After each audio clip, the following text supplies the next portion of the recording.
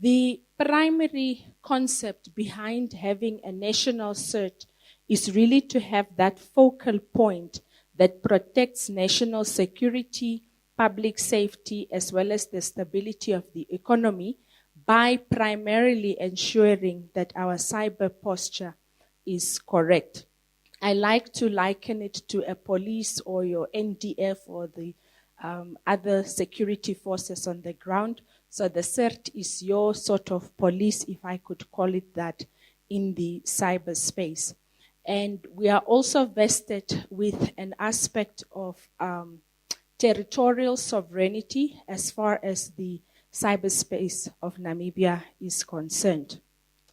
We also have been mandated to assist with building cybersecurity capacity within the country by fostering expertise as well as preparedness. And we have quickly come to learn that there is a lot of opportunities for collaboration as far as this particular aspect of our mandate is concerned. Then, of course, the last one is that cyber incidences are not territorial, they are quite borderless, and therefore a lot of our work focuses on facilitating international collaboration and information sharing on cybersecurity threats as well as issues pertaining to global security. As I've mentioned in the beginning, the CIRT was born out of government's policy commitment to improve Namibia's cybersecurity posture. It was also recognized in the National Cybersecurity Strategy Awareness and Raising Plan of 2022 to 2027. And then in 2018, government finally gave a directive to CRAN for CIRT to be then housed under CRAN and for CRAN to then have that mandate to operationalize the CIRT. In 2023, government backed up this commitment with a seed funding of about $20 million over a period of 3 years, and this money was then utilized to secure office space, your systems, your tools, as well as the employees that are required in order to operationalize the CIRT. Our mission is to be a trusted cyberspace that drives Namibia's digital growth and innovation. And the rationale behind the vision is really to create an environment where people can trust information security, utilize digital services without fear of threats or attacks, as well as to really ensure that we foster a secure online platform for the deployment of emerging technologies as we move into our digital space. Our mission is to pioneer Namibia's cyber defense, ensuring digital security as well as infrastructure resilience. And once again, around that, we have issues of data sovereignty, security, integrity, resilience of digital infrastructure, as well as ensuring that our digital services remain not only available, but reliable. The objectives of the CIRT, as I've mentioned in the beginning, are really targeted at safeguarding the digital well-being of our cyberspace. We also set out to serve as the forefront defense against cyber threat and also to then be a central hub for incident response coordination, threat intelligence sharing, as well as best practice dissemination from a national focal point. Our governance structure is that the CIRT reports to ultimately the Minister of ICT, but from a CRAN perspective, the board has the governance, strategic, financial oversight. The CRAN CEO is also doubling as the head of the CIRT, who then takes accountability for strategic and operational implementation. The CRAN EXCO provides the level of support, and this was really because the indication from government was that they do not want to see another new entity that is sort of top-heavy with a new head, new executives, and all of that. They wanted the structure to be lean so that most of the funding and the activities would then go into securing the threat intelligence tool, but then also hiring the technical level, which is really the level that gets to do the actual work that is required. And for that, we then have a substantive position for an executive of the CIRT. In the past, it was cybersecurity and ICT, but because the work of the CIRT has now started to pick up, we've split the two positions. So we have one that just deals with ICT, and then one that is then herding the operational implementation of the CIRT. We also then have a manager for cybersecurity, we have a supervisor, and then we have specialists for cybersecurity who are really your incident handlers. There is obviously an operational charter between CRAN and the CIRT, because from a financial perspective, the two operations need to be different, and the CIRT would then reimburse CRAN for whatever administrative and operational support that is rendered to the CIRT.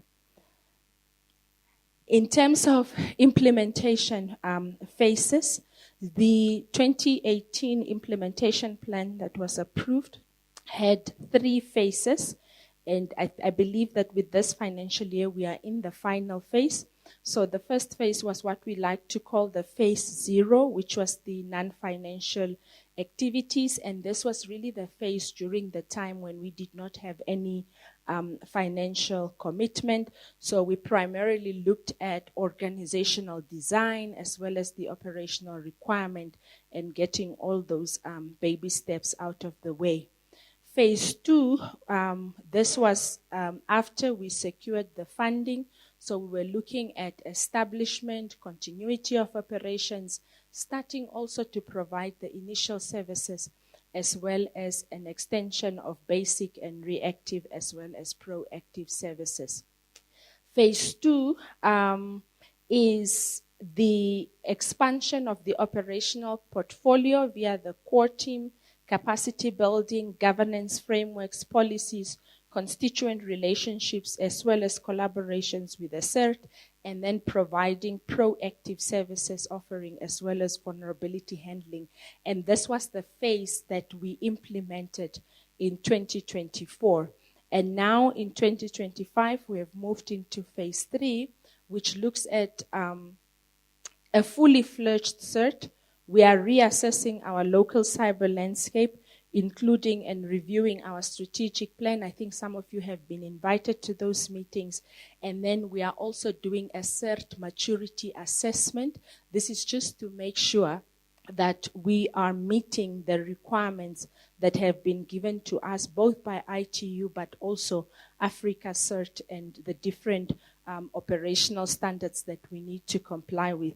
And this is important because it then speaks to the core, the integrity and the validity of the work that we do, because if it doesn't meet the level of assessment, then nobody would really take the handling and the intelligence that we provide seriously. These are just some of the milestones that we have achieved between 2022 and 2024. We have secured the operational office space. I'm not sure where we are, but I think the CIRT sits in that building right across the road. We have also developed, and the board and the ministry have approved our governance framework as well as all our operating policies. We have completed the implementation of the operational hardware and the software tools, although this was really for the first phase, because with the tools, we continuously need to upgrade our service offering to make sure that we have the correct level of threat intelligence. We have appointed most of our technical staff members, and we have also started with continuous capacity building. Strategic partnerships and collaborations, we have partnered with a number of CIRTs across the globe, and also some of the other fellowships, which then just validates the work that we do. But the strategic partnerships are also key because in cybersecurity, especially when it comes to incident handling And being a national focal point, it's important that you are part of the correct platforms in order to receive the correct level of intelligence, and also in a timeous manner. And this ties in then also with our international affiliations and memberships. Last month, we reached a milestone where we were accepted to be part of the SADC CIRT. That was quite a milestone for us because they do a lot of work. We are now looking to join Africa CIRT and some of the other affiliations. The other one that we're doing, which is ongoing, is the constituency support and engagements. We are looking at onboarding public and private institutions to become constituents of the CIRT. And this is simply because we receive a lot of intelligence about our landscape and incidences that are happening.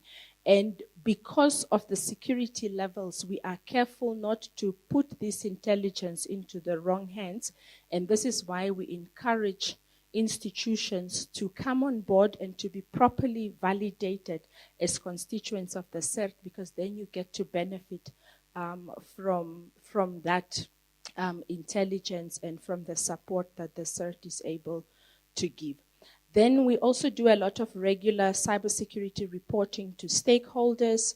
We launched last month for the first time our Namibia Cybersecurity Landscape Report of 2024, which really looks at the cybersecurity landscape for Namibia, which is something that we did not have in the past. And then we have also launched the website. We have a logo. The CIRT also has a corporate identity. We're still trying to reposition it as far as its relationship to CRAN is concerned, but the idea is then to have it as an independent entity that has a corporate identity of its own. For the year 2024, we have handled as incident response and handling 6 high-risk cybersecurity incidences involving Namibian, both public and private sector, as well as government institutions. And the types of incidences that we have handled is the ransomware, which is quite popular, web application vulnerability, and everything else that we are listing there.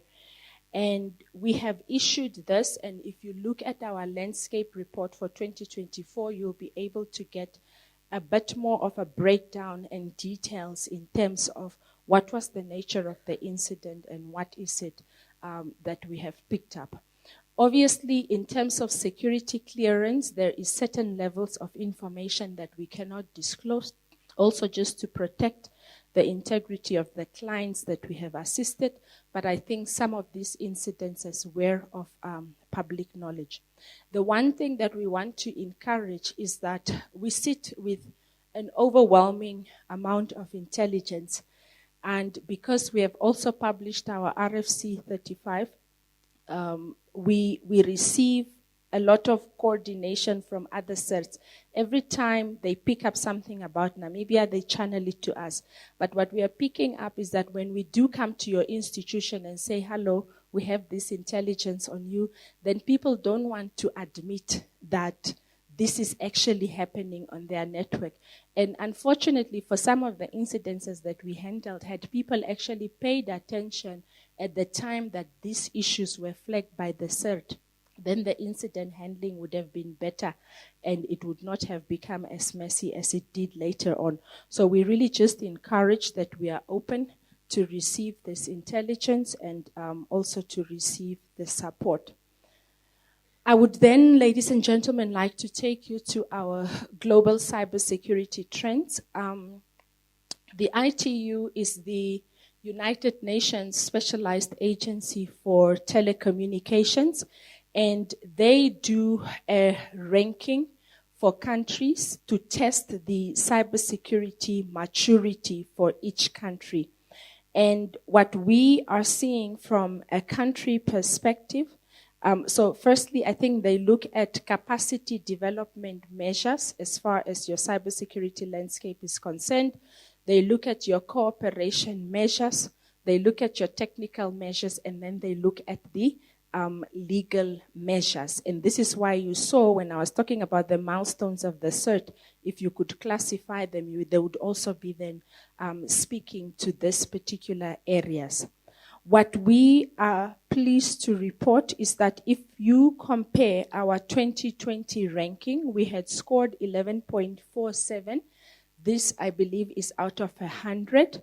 But in 2024, there was an improvement where we scored 36.93. And Namibia is then classified as a tier 4 country as far as cybersecurity is concerned, with tier 1 being the top tier. And we are then qualifying as an evolving landscape. Now, this classification obviously reflects our efforts to evaluate, establish, or implement cybersecurity measures as well as strategies in at least one pillar or multiple indicators within the assessment framework. And I believe that one of the reasons why our scoring is so low is because of the technical measures, because at the time when the ranking was done, we had not yet done the full establishment to the level that we have it today. But the other one is also the legal measures, because the CIRT is currently operating as a best practice collaborative type of entity, because we do not have a law that champions the work that we are doing. And this is why we've been having multiple conversations with the Ministry of ICT to try and push for the cybersecurity bill as well as the data protection bill to be implemented, because that is then one of those key items that has led to us being scored rather poorly, albeit the fact, of course, that there is an improvement. It's still very low, because this is not where we would like to be as a country. As I move to the end, I would like to speak briefly about the global cybersecurity trends. And what we're picking up is that state-sponsored cyber threats pose a strategic risk to Namibia's national security, as these attacks frequently target government institutions, both from a critical infrastructure and critical information infrastructure perspective. And why this becomes a big threat is because we do not even have a law that gives us a legal definition or a legal classification for what constitutes critical infrastructure or critical information infrastructure. And it then becomes difficult for us to be able to take those steps to ensure that they are securely protected. What we are picking up, and I think we had an incident beginning of this year, is that when it comes to critical infrastructure and information infrastructure, it's not just about the security, it's not just about its cybersecurity, but it's also about the physical security. Because we have picked up that sometimes when they want to hack you, first they undermine your physical security, and whilst you're busy with physical security, then they get to the cyber infrastructure. In addition, we are also picking up that the healthcare sector, which has seen a lot of digitization in recent years, faces heightened risks from cyber criminals that are seeking to exploit sensitive patient data. I think we'd all recall Namibia is not an exception to this. In December last year, it was reported in the media that our Ministry of Health had suffered some sort of vulnerabilities. And this is a trend that we are picking up more and more. And what we realize is also that the cyber criminals are actually, most of them want money.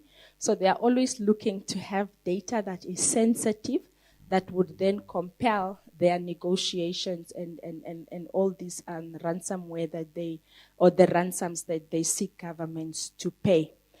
The other trend which Interpol has noted is that ransomware attacks are aimed to intensify their focus on critical infrastructure across Africa. And this is why it's important that we have laws not only defining critical infrastructure, but also then setting out the parameters that one must take in order to ensure that they are protected.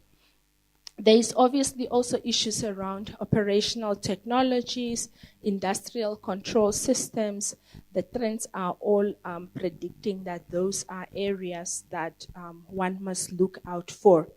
For Namibia and the African continent, it then means that we need to try and ensure that we are resilient as far as especially our utilities are concerned. And this is industries like energy, water, and telecommunications.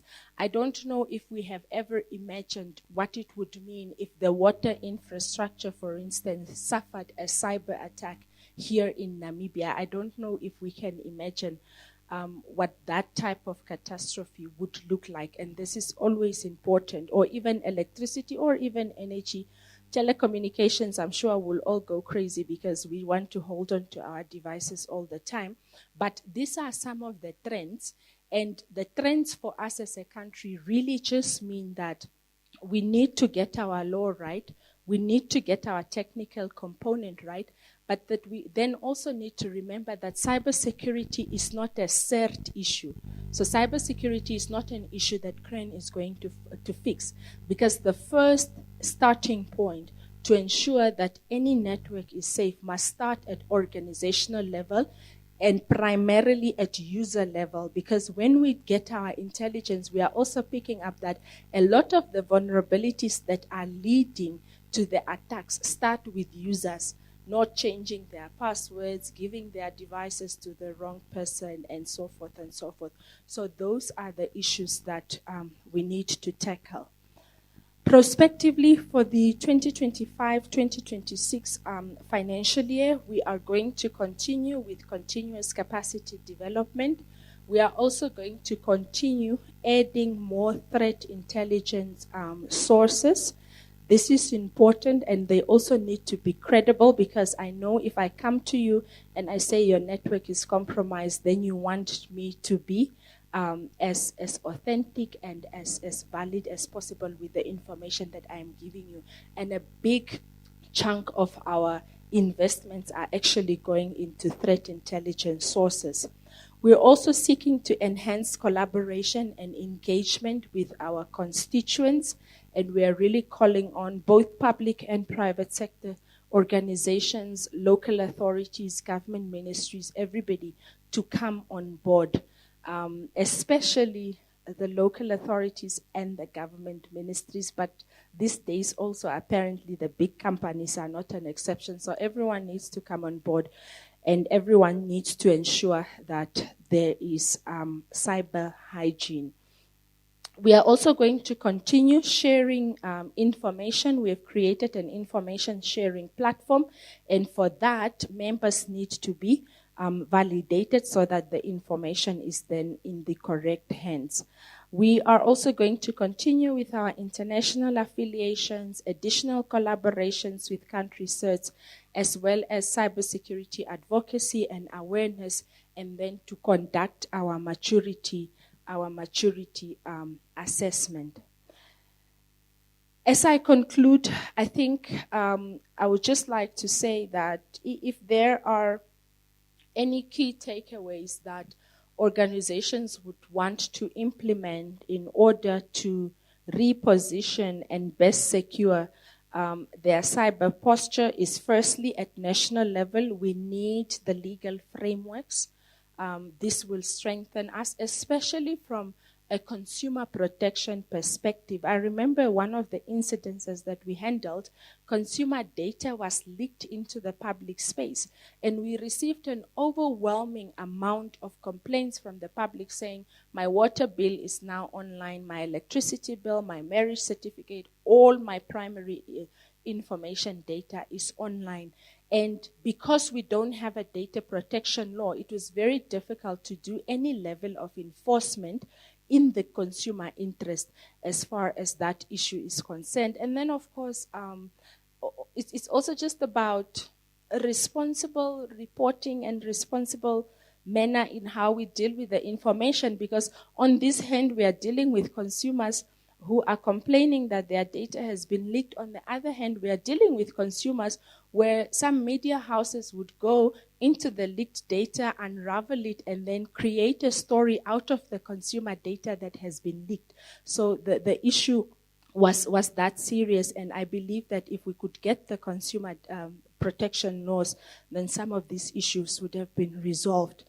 Organizational sustainability and cybersecurity needs to be treated as not just a sustainability issue, but also as a business continuity issue, because we always need to ask ourselves, if you are hacked, if your data is leaked, if your network is compromised, how do you recover from that? And we have had institutions that the backup was nowhere to be found, the data is leaked or the information has been taken, and now you have a business continuity issue. So it's also about looking at your organizational sustainability framework and make sure that you have the correct level of continuity and sustainability mechanisms. Essential sectoral buy-in as well as collaborations, as well as especially by industries that I identified as critical infrastructure. This is important because we need then to work hand in hand. I always say in the past when but we don't have it in this country, but in some countries, when they wanted to take over a country, for instance, they would go to the radio station and then they'll say, this country is now in my hands. But nowadays, the new coups, and I'm not giving anybody ideas, but the new way in which they do it is through cybersecurity, cyber incidences, taking over networks that control critical infrastructure, because if you can control critical infrastructure, then you basically control the country. So we need that buy-in so that we can just make sure that the space is then protected. And then, of course, building trusted information sharing platforms as well as transparency. And information sharing, I want to just pause a bit and speak about that. And imagine now if you're sitting here and you receive a call that your organization has been hacked. So the question that we always ask is, what are you going to do? Who do you call first? What do you tell them to do, right? And one of the experiences that we had with one of the incidences that we managed was that the organization came out and it said to the consumers, yes, we have been hacked, but don't worry, your data is secure. And we are saying, do not communicate that, because you don't know. At that point, you don't know what they have. You don't know to what extent you have been compromised. And 2 days later, consumer data was online, leaked all over. And 2 days before that, the organization was saying, don't worry, everything is in order. So what we have picked up from that is that you need to be clear about your communication channels when you have been hacked. Who do you call first? What do you tell them? Communicate transparently, but also communicate in a manner where you know that you are not in control, at least at that point, because if you were in control, you would not have been hacked. So until you are certain about the extent and the scope of the incident that you are handling with, be very cautious about what you are communicating. And then issues around awareness, both at national and institutional level. This is very important. Employees, what can you share, what can you not share? I know there is one thing that annoys even me personally is having to change my password every other day. And you're just like, why do I need to do this? But it's part of those small steps that you need to take to ensure that when you look at it from a broader perspective, your network is then secure. So finally, I think my parting thoughts is really that through a unified effort, we can combat cyber threats, but we need to ensure that we build secured networks, and only once we have secured networks can we speak about a safe digital space for Namibia. And the more people we are putting online, the higher the risk of cybersecurity. The other day, my cybersecurity manager said to me, Madam CEO, in technology, we say there's only two organizations as far as cybersecurity is concerned, the one that has been hacked and the one that is yet to be hacked. So if you are not being hacked, then you are the other one, and you need to ensure that you put in place the necessary measures. Thank you very much.